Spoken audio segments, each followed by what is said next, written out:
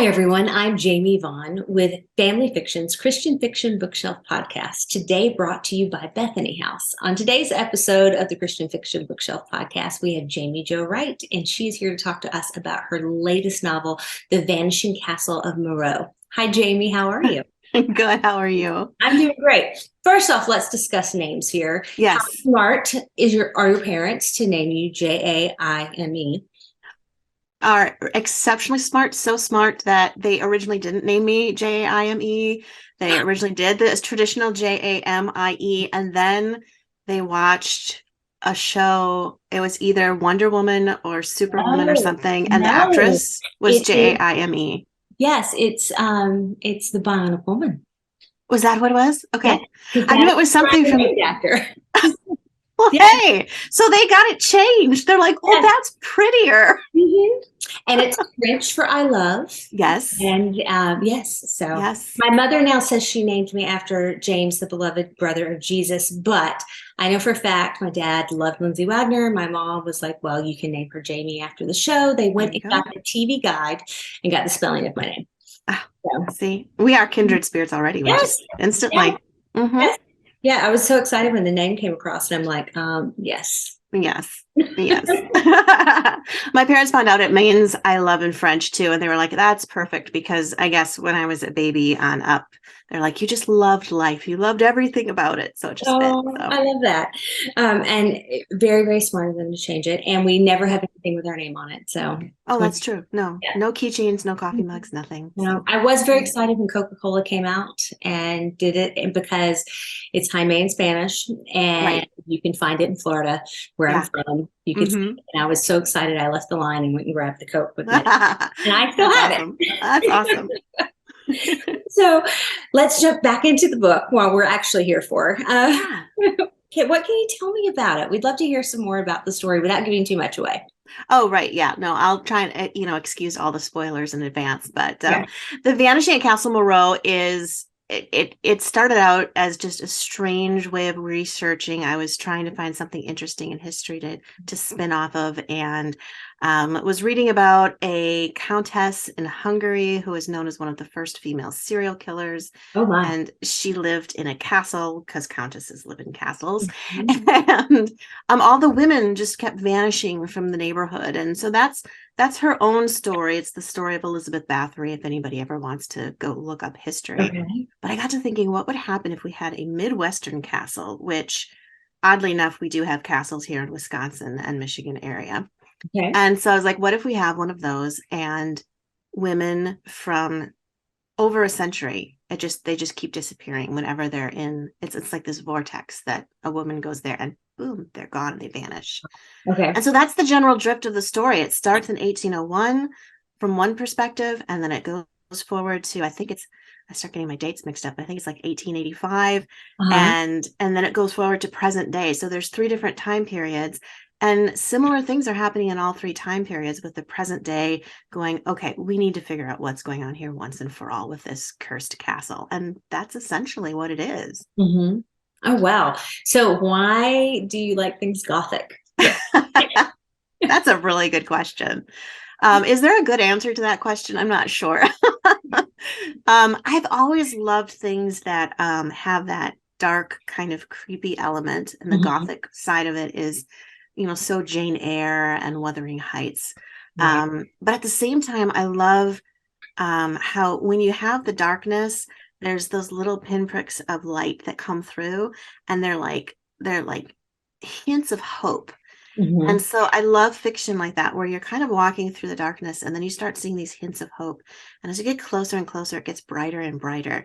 And I just love that contrast in story, because it is similar to life in some ways. I mean, we don't necessarily live Gothic. There's not, women hiding in our attics that have been locked there for years, like in Jane Eyre. But we have trauma in our lives, and we need to see those pinpricks of hope. So I think that's one of the reasons I really gravitate there. So what can you tell me about the characters of the book? Yeah. So in the very beginning, it's in first person, and the only thing you ever learn about this perspective is it's the girl. There's no name, nothing. It's a small girl, and she's telling you her story of how her parents didn't believe that she kept seeing a woman with a crooked hand in her room at night. And her dad would come in, who was French, and he would be like, no, mon chéri, there's no woman with a crooked hand. It's just the ghost mistress of your dreams. And then he would leave the room and she would sit there and stare at the woman with the crooked hand who's in the corner and nobody else could see. Oh. And so then you fast forward to, the 1880s, and you have Daisy. She's an orphaned girl who's come into womanhood, and she's kind of looking for just a place to settle. And there's a sort of a mysterious job opening at the castle of Moreau that just says they need somebody to come and basically be a housemaid. And she gets there, and the only woman who lives in the castle is a Gothic authoress who's known for writing horror. And in that day and age, it was not a cool thing for a female to be writing horror. And so she's definitely an outcast, although she's been making a name for herself. And so Daisy comes into this castle to be a housemaid, and then she finds that the woman's grandson, who's equally as odd and dark, pretty much lives in the upstairs study. And there's nothing right at the castle. Everything is wrong. There's no other servants. There's no one else. She's not even sure why she's there. And then she starts seeing glimpses of this woman in the hallways and hearing stories of the woman with the crooked hand. And then she uncovers the story of a local girl who has recently gone missing. Mm-hmm. And she starts finding clues in the castle that say this girl has at one point been inside Castle Moreau. And so Daisy starts trying to find that. And then you have the present day, where you have Cleo. She comes to the castle, and the woman living in the castle is a hoarder, and it's just present day, and the place is a dump. It's a mess, and she's been sent there to fix it and repair it and put organization to it. And she starts uncovering things. The deeper she digs, she starts uncovering the skeletons in the closet, and finds out that there's a lot more hidden in Castle Moreau than anybody ever knew. So wow. So do you like writing more of the historical or more the contemporary side of things? I would say it's really 50-50. I love both sides of them, but I try and write my stories in a way where one can't survive without the other. Mm-hmm. So like I'll read stories that they call them split time stories, where they take place in 2 different time periods or 3 different time periods. And there's some that I'll read where I feel like I could just read the historical one and get a good story and not really worry about the contemporary. But with my stories, the mystery is so interwoven. If you try to read just one, you won't understand what the story's about. And so they're so pivotal to each other that I enjoy writing them both. Oh, I love that. So how do you craft a story like this and not make it too scary? Because I'm probably going to dream about the woman with the crooked hand tonight. Well, it is a fine line to walk, especially within Christian fiction. Right. I always like to say that my stories are sort of like a Scooby-Doo cartoon. Mm-hmm. They're creepy. There's monsters. There's ghosts. There's, who knows what sits in the shadows. Right. But then at the end, the sheet comes off and the answers start to come out, and they're not necessarily paranormal and they're not necessarily supernatural. Mm-hmm. There's a really logical explanation, which becomes a pivotal part of the spiritual theme to the characters' lives. And so how I come up with those is, I would just say, a very overactive imagination. And I love listening to, there's this whole trend right now, listen to true crime podcasts and stuff like that. I love the ones that take place back in the olden days, like the true crime from 1884 or 1840. Like there's even a murder that Edgar Allan Poe was supposedly a suspect in. Oh, wow. And, those are different things that are fun to explore. And those always just whet my appetite for the story. So when the reader finishes this book and get to the last chapter, you hit that last period, says the end, closes it. What do you want them to take away? This book is really near and dear to my heart because I wanted the story of Castle Moreau, which is all about vanishing women, to also be a story about a refuge. Okay. And it's such a contrast to what Castle Moreau is and what it looks like.